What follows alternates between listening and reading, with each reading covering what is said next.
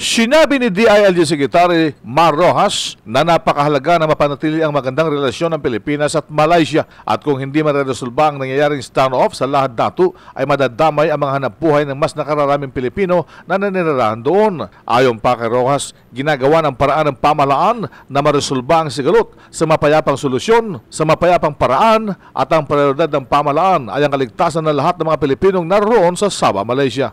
At talagang nangingibabaw sa priority yung kaligtasan ng ating mga kababayan doon. More or less 180 ang mga kababayan natin doon na nasa sa peligro at ito yung nasa sa isip ng Pangulo, no? Kaya nanawagan siya na pauwiin na sila ni Sultan Jamalul, no? Dagdag pa doon, more or less about 800,000 ng mga kababayan natin ang naghahanap buhay sa Sabah at saka sa Malaysia.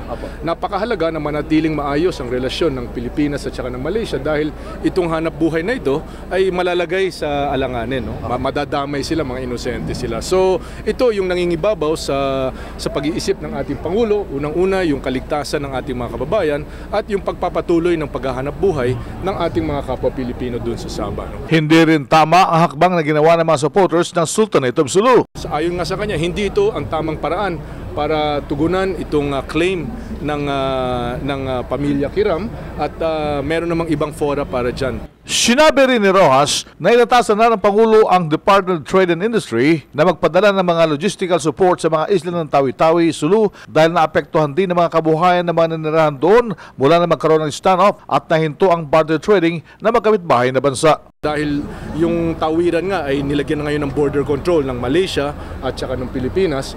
So yung mga dating produkto, kasama na dyan, delata, bigas, etc. na nabibili sa Sabah, pinapasok sa Tawi-Tawi, sa Bonggao o kaya sa Sulu, ay natigil na yan. So nagmamahal ang presyo ng mga bilihin dito sa mga lugar nito dahil manggagaling pa sa mas malalayong lugar yung supply nila. Pero inatasan na ng Pangulo ang DTI na tugunan itong pangangailangan na ito. Ang pahayag ni DILG Secretary Mar Rojas sa Campo Crame. Iyan ang DZRH News, RH911, Bing Formento, naglilingkod sa pagbabalita.